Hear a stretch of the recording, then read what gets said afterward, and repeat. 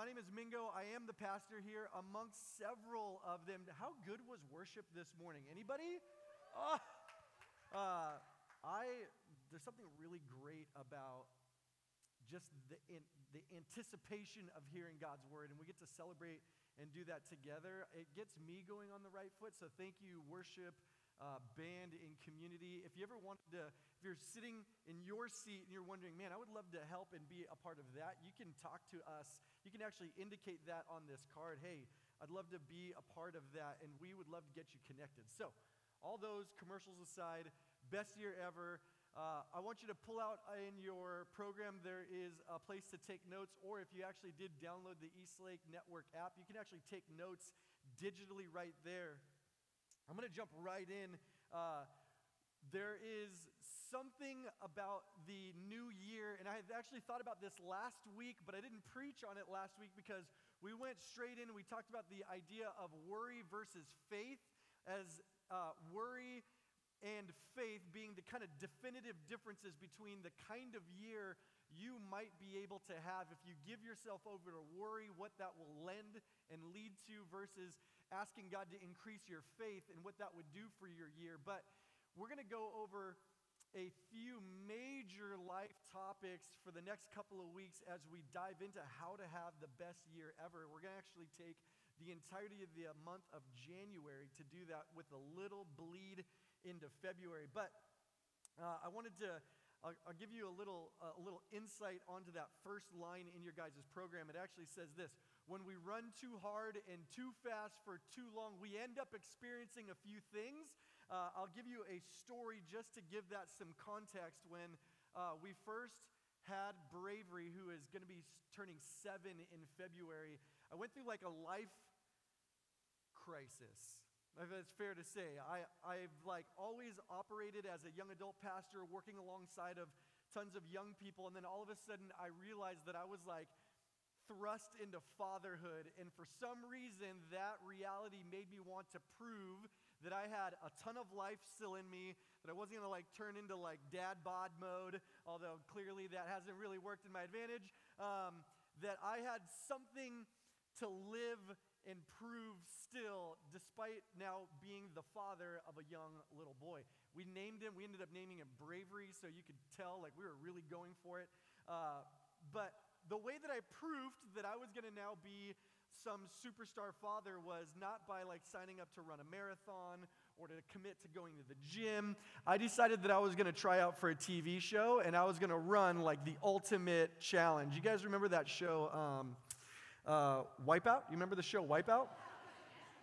I didn't get on that show. So that's what it is. I'll break the news to you really quickly. I tried for that one, but the producer was like, there's 50,000 college students a year that try out for this show, but I've got one on a network that nobody watches, and you got a pretty good shot, I'll be honest, about getting onto this show. So I took his advice, I applied for that show, and I got onto the show. And at the end of the day, just by brief explanation, it's like a glorified, really dangerous game of musical chairs. Does anybody remember this show by chance? The show was called Oh Sit. Real clever, super clever. Oh Sit. Put the notes. Okay, but on this game show, they had a call time in LA, 5 a.m. You had to be there for the day of the recording. I went through several interviews, and you have to prove that you're not going to crumble or be totally nervous on in front of cameras. And then you have to prove some sort of physical ability, and I barely made that test, but they gave me a spot on the show because only 4 people applied to be on it, so I got in on it.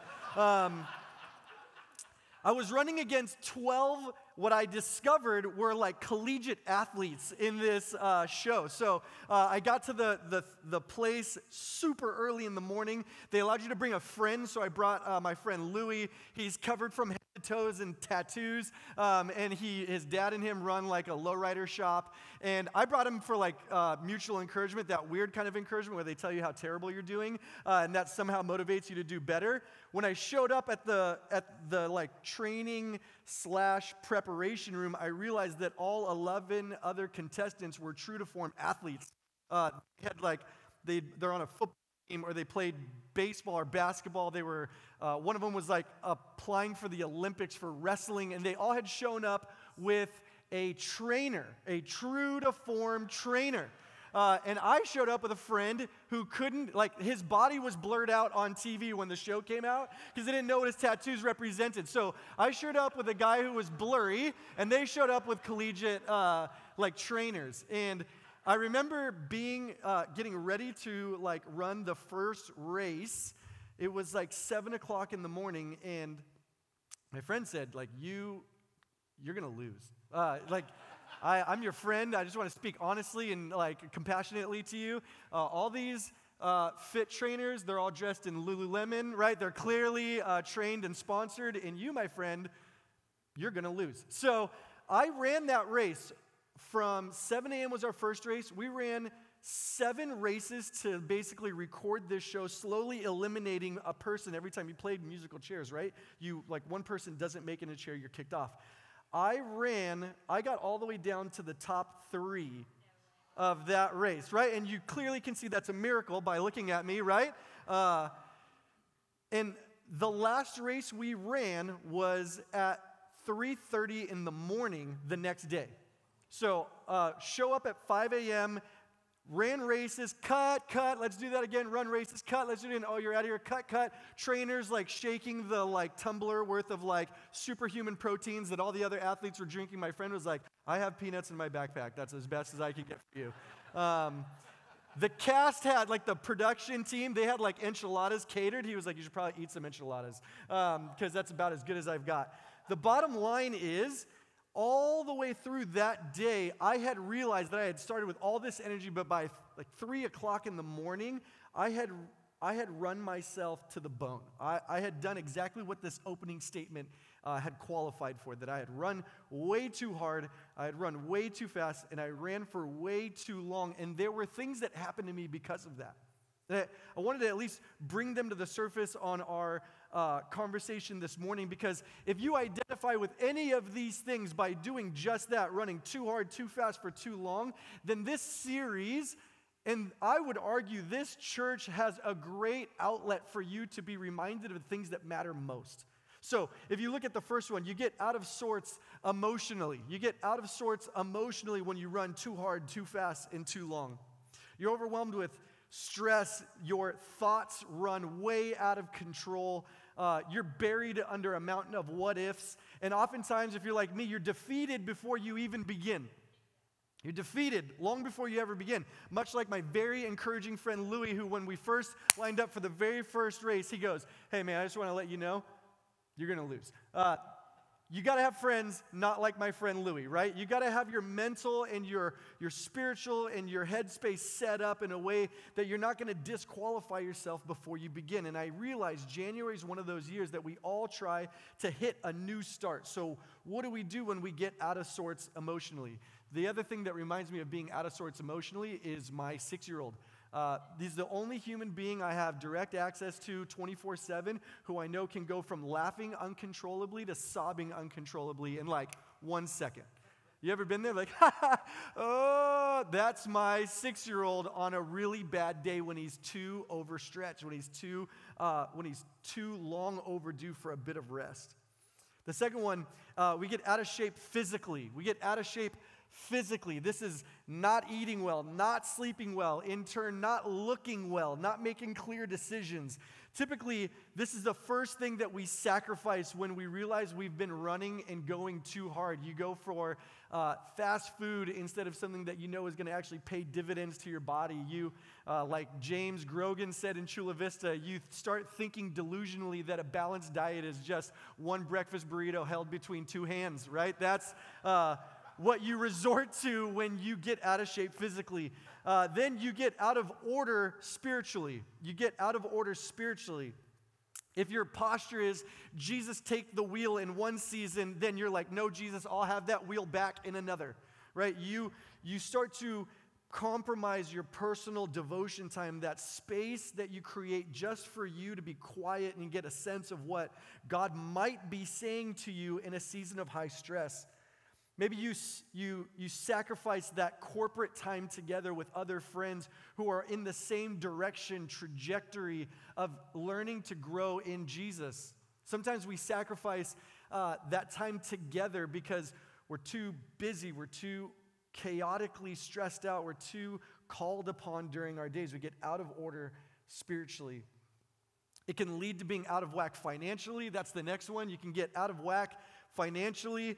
You set out to have a goal and you realize that there's zero budget, you've got zero plan, it leaves you with zero margin, and the only thing all of those zeros add up to is lots of credit debt, right? You understand that there's an idea or a plan or a place you want to find yourself financially, but because of stress or because of what you did not expect, a great plan can get obliterated really quickly. Just think of one unexpected illness or one unplanned accident. It can throw finances totally sideways. It happened to my family when we were young.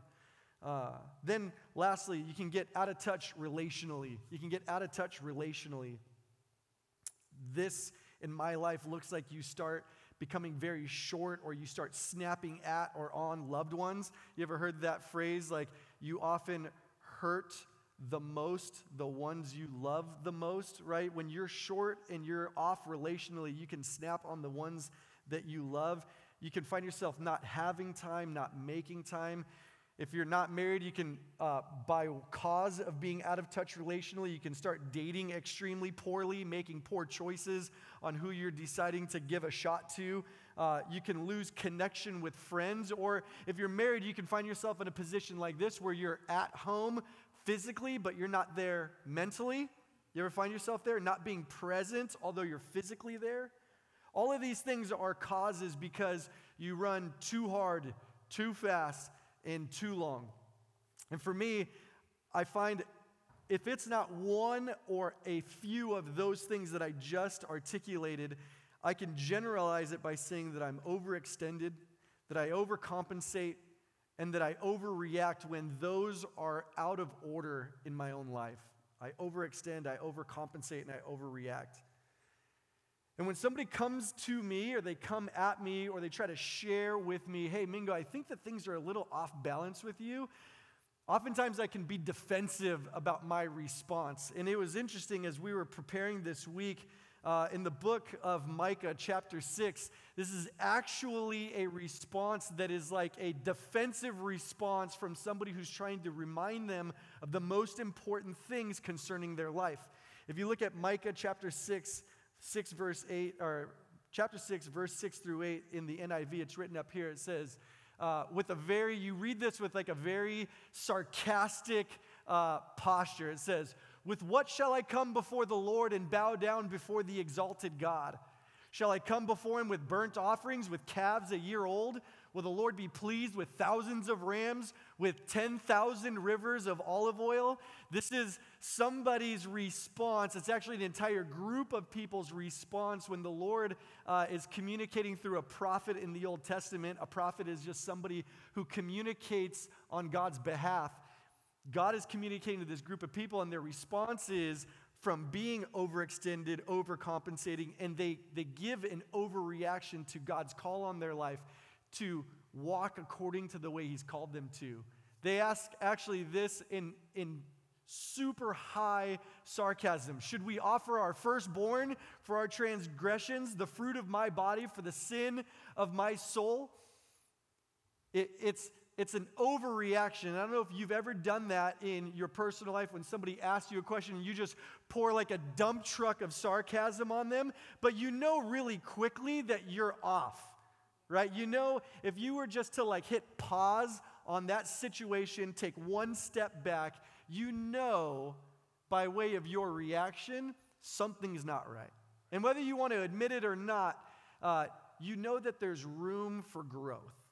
And most of the time, being real honest, I don't want to confess. I don't want to fess up to being drained or short or stressed out. But when someone hits you with truth, man, it can really shed light on where you are in the moment, can it not? The response after that big dump truck of sarcasm is this: He has shown you, O mortal, he's shown you, person, what is good. And what does the Lord require of you? To act justly and to love mercy and to walk humbly with your God. This is what we're going to literally dissect this morning so that we can understand what it's like to have the best year ever concerning our spirits, concerning the spiritual position and posture that we find ourselves in, no matter what season for the next year, no matter what situation for the next year. I want to be able to give you some tools that you can hold on to biblically that will help you understand how your spirit can be in the right spot no matter what we go through. So, for the first thing, how can I spiritually have the best year ever? The first commandment, when he says, what does the Lord require of you? To act justly. You can write this down in your notes. It actually means just to do the right thing. To do the right thing. Understand that we all have this as a constant option.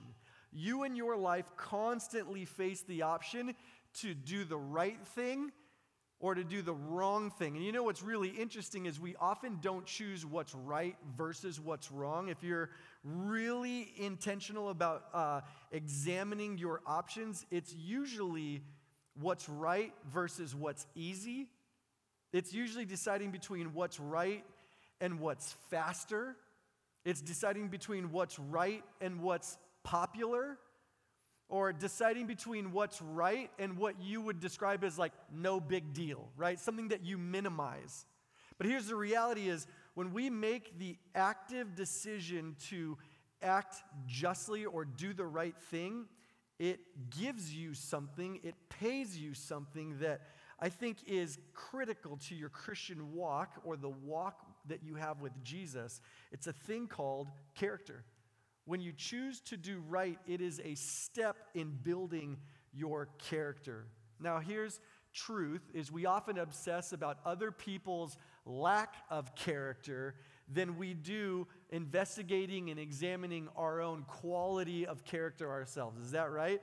It only takes like a little bit of time with a group of people when one person is out of whack to be like, can you believe what Barbara did, right? Like, it doesn't take very long for humanity just to give itself over and for everyone to point out the thing that didn't sit well with the group, right? It's easier to obsess over somebody else's lack of character than it is to pause, to assess your scenario, and to ask God, what does my character look like in this moment? And what I love is that it's such a simple statement about what the Lord asks of you. You want to know what God is asking of you in 2019? It's detailed in 3 basic commandments. The first one, I want you to do the right thing. And if that sounds like too simple of an answer, I have a really unfortunate, really bad news for you concerning the Jesus that we all love. He's a pretty simple guy. Right? It doesn't have to be rocket science. If that's your major, thank you for majoring in rocket science. But here's the reality. Jesus, he's such a simple person when it comes to what it looks like to obey and walk in the life that he created for you. And the first one starts with just do the right thing. Now, some of us have been so immersed in communities. Maybe it's who you work with. Maybe it's who you go to school with. Maybe it's the family that you find yourself in, where doing the right thing can seem like a cloudy reality. You're not quite sure what that actually looked like. And now I'll give you a great hint. You can discover a lot about what God calls right or righteous just by flipping the pages of your Bible. And God articulates what the right kind of heart is, what the right kind of motives are, what the right kind of decisions for your life concerning an individual or somebody who's married. You can discover so much of that by naively just flipping through Scripture. I love that Jesus says, if you look for me, you're going to find me. You want to know what it looks like to make right decisions concerning the kind of life that God's put in front of you, be it in college, be it as a man who runs a family, or a married couple that's responsible for children. You can ask Jesus, and he'll give you clues as to what it looks like to do the right thing. Look at Proverbs 3, 5, and 6. It says this, trust in the Lord with all of your heart. This is the key. Underline this next one. Do not depend on your own understanding. Do not depend on your own understanding. Seek his will in all you do, and he will show you which paths to take. So ask yourself this question, detail it in the notes. When I find myself on the pivot potential, the crossroad of a decision one way or another, can you apply this verse? Can you seek the Lord in that moment? Is it a habit that you can actually instill in yourself? If you work at a cubicle, if you find yourself working every day in the same spot, can you actually write this on a card, put it somewhere where you can see it and say, Lord, there's a lot of decisions that come my way. I want to be able to trust you with my heart concerning these decisions. Maybe you get ready in the morning or you get ready at night every single night for when you're going out with your friends. That might be the best spot to put that verse.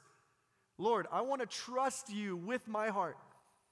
And if you could show me what it looks like to do right, Lord, I'm happy to make the hard decision to go for it. It'll build character. It may not be popular. It may not be fast. It may not be easy. But, Lord, I want you to give me a spiritually strong year.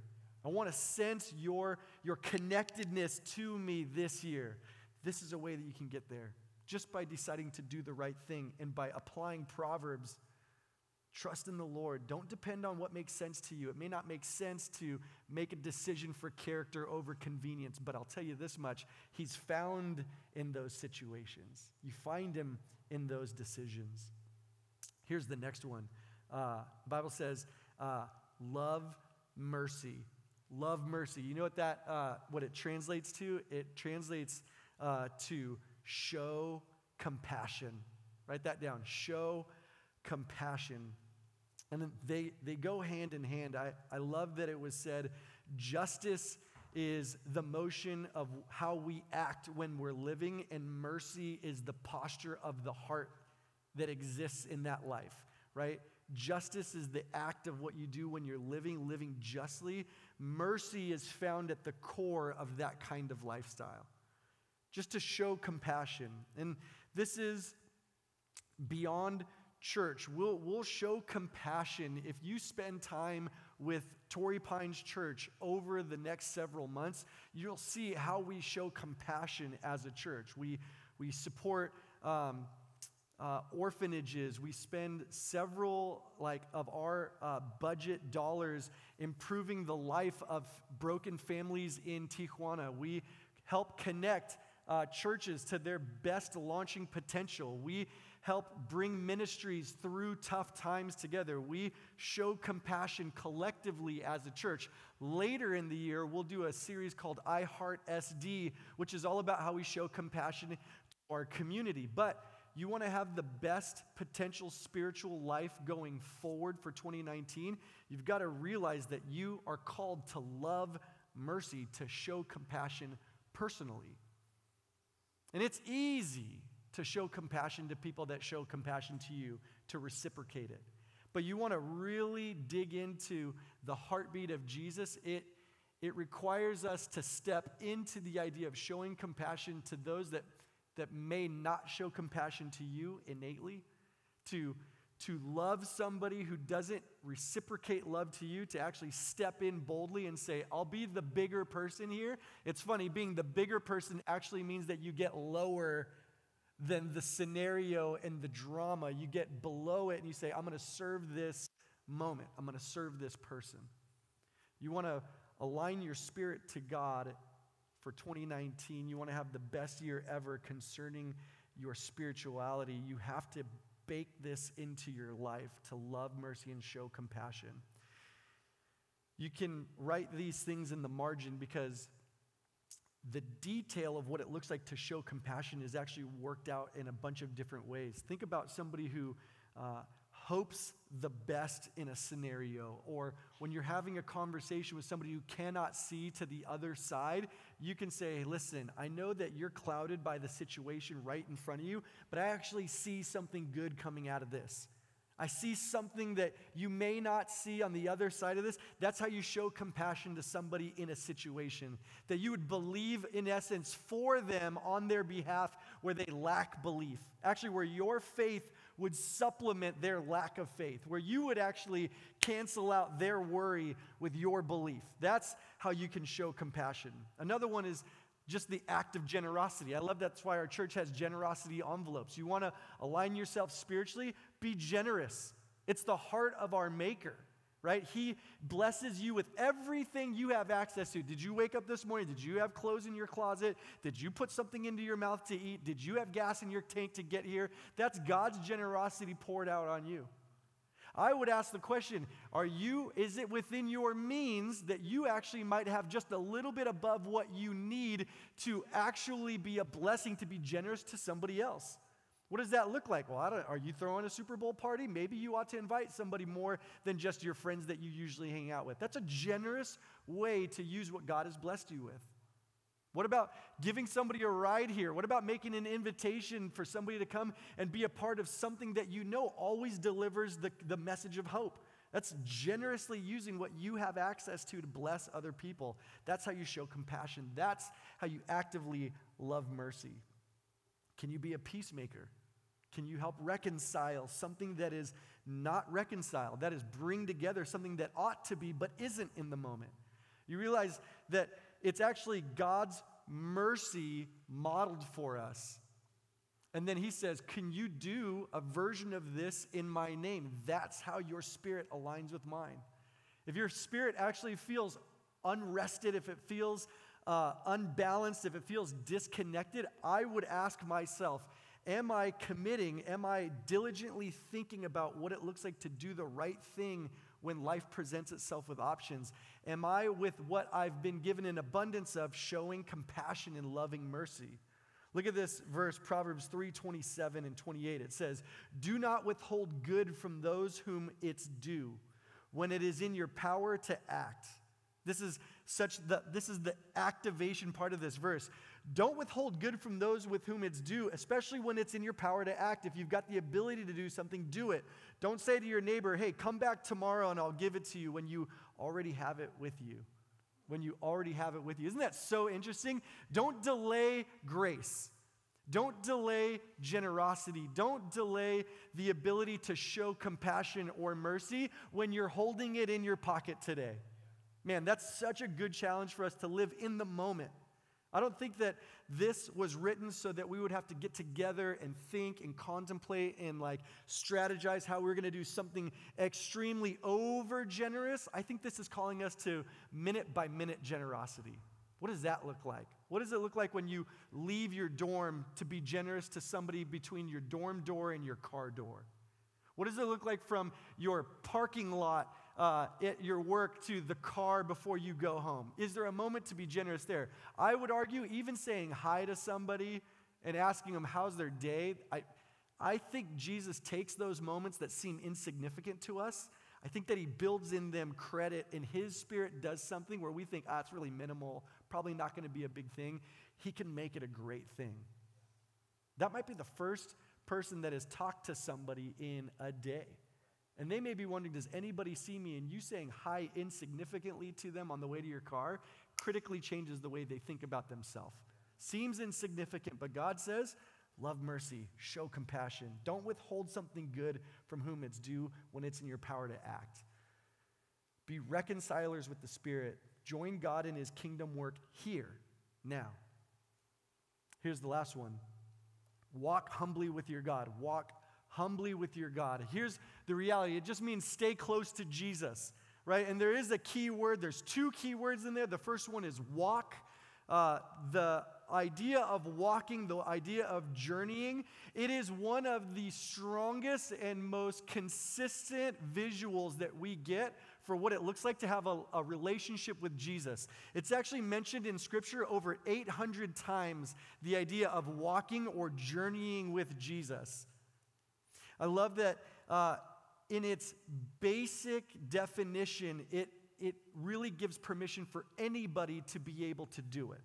Right? You don't have to run on a TV show to win a prize. You don't have to be a marathon runner. You don't have to be a sprinter. It doesn't give any pre-qualification for the ability to do it well. It only says, walk humbly. Walk humbly. Following Jesus is a walk. Thank God. It's a journey. It doesn't require hard sprints. It doesn't require you to outpace your neighbor. It just says, do you know who he is, and do you know where he's going? Because what's required of you is to keep pace with him. Man, simple. Thank you, Jesus. But do we take the cue? Do we work it out in our life? And I'll tell you what it's not. I'll tell you what it is not. It is not a major key, right? It's not, and then our culture loves quick fixes, major, like undiscovered reality. One simple secret, right? If you just do this one thing, you'll get rock hard abs, right? Before next week, you can do this. You can change your life. Financially, if you're in a burden, you can do this one investment and it will change everything. Our culture loves quick fixes. Our culture loves the secret key. They love that one thing you have to do. I'll tell you, Jesus is critically opposite of that. He goes, are you willing to walk with me? It'll take a few things. It takes consistency. It takes a willingness to not know the end destination. It takes a contentment in knowing who you're walking with, not necessarily being distracted about where you're walking to. Are you willing to walk with me? Listen to what this verse says, Matthew 11, 28 through 30. Are you tired, worn out, burned out on religion? Come to me, get away with me, and you'll recover your life. I'll show you how to take a real rest. Walk with me and work with me. Watch how I do it. Learn the unforced rhythms of grace. Best line ever. I underlined it in mine. Learn the unforced rhythms of grace. I won't lay anything heavy or ill-fitting on you. Keep company with me, and you'll learn to live freely and lightly. Here's the takeaway for this entire morning. Keep company with Jesus. That is, stay close to him, and you'll learn. You want to learn how to live freely and lightly? It comes by keeping proximity to Jesus. How does that happen? It's found in here. It's found in this room. It's found amongst these people. That's why the idea of a growth group is so sharp. You want to grow spiritually this year? Jump into a group with some other people. You want to give away the burden that you have or whatever it is that you're carrying of being overstretched, out of sorts emotionally, out of shape physically, out of order spiritually, out of whack financially, out of touch relationally. It starts by making a commitment. The only major you have to think through is the idea of crossing the line to say, yes, Jesus, I do want to follow you.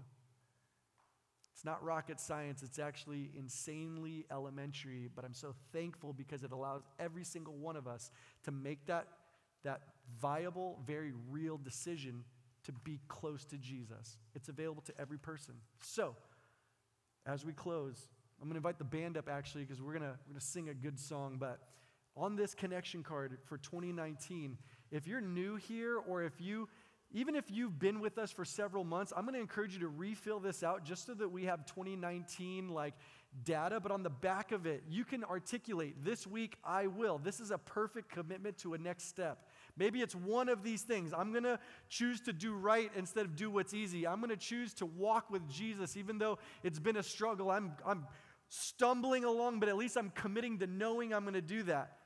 Maybe today you're deciding that it's your first real week to walk consciously with Jesus. You can articulate that in this card, and we will pray for you.